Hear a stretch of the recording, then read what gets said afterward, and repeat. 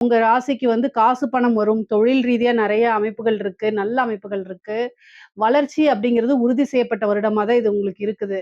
ஏன் அப்படின்னா, சிம்ம ராசிய பொறுத்தவரைக்கும் நீங்க வந்து பங்க்சுவாலிட்டிய ரொம்ப கீப் அப் பண்ணக்கூடியவங்களா இருப்பீங்க. ஒரு ஜூன் மாசத்துக்கு அப்புறம் குரு 12ஆம் இடத்துலருந்து அஷ்டமத்து ஸ்தானத்த பார்த்துர்றாரு. அதாவது சனிய பார்வையிடுறாரு.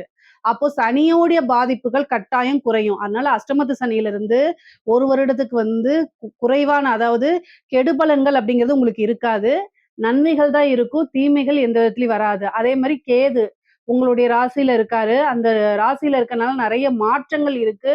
அதே நேரத்துல மனநிலையில குழப்பம், இனம் புரியா பயம் இந்த மாரி விஷயங்கள் வரத்தான் செய்யும். அதுக்கு நான் ஆல்ரெடி வழிபாடுகள் சொல்லியிருக்கேன். இல்லைனாலும் பரவால்ல. இந்த வீடியோல உங்களுக்கு வழிபாடுகள சொல்லிர்றேன். குரு 12ஆம் இடத்துக்கு வராரு. 11 லாபஸ்தானம் 12ஆம் இடத்துக்கு வராரு. 12ஆம் இடம்ங்கும்போது ஒரு சுப விரயங்கள் இருக்கு. அது வந்து இன்வெஸ்ட்மென்ட்டாவும் இருக்கலாம். அல்லது வந்து நீங்க சொத்து வாங்கி போடக்கூடிய அமைப்புகளாவும் இருக்கலாம். முக்கியமா நீங்க வந்து ஒரே ஒரு விஷயம், சிம்ம ராசிக்கு பெஸ்ட் பரிகாரம் அப்டின்னாலே, பாசிட்டிவ் அப்ரிமேஷன்ஸ சொல்லி பார்த்துட்டே இருக்கணும்.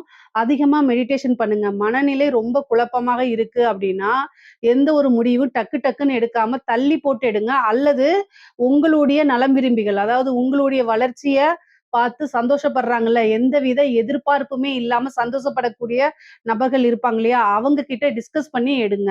உடனே டக்கு டக்குன்னு எடுத்தீங்க அப்டின்னா, அது வந்து நீங்க நெனைக்கிற மாரியே கரெக்ட்டான வேல போகும் அப்டிங்கிறத சொல்ல முடியாது. ஏன்னா, உங்களுடைய ராசியில கேது இருக்காரு. ஸோ இதெல்லாமே மனசுல வச்சுக்கிட்டு, ஒவ்வொரு முடிவு எடுக்கும்போதும் சரி, கவனமாவும் நீங்க வந்து பொறுமையாவும் ஹேண்டில் பண்ணீங்கனாலே, இந்த வருடம் வந்து உங்களுக்கு ரொம்ப பெரிய லெவல்ல சக்சஸ் கெடைச்சிரும். பொதுவா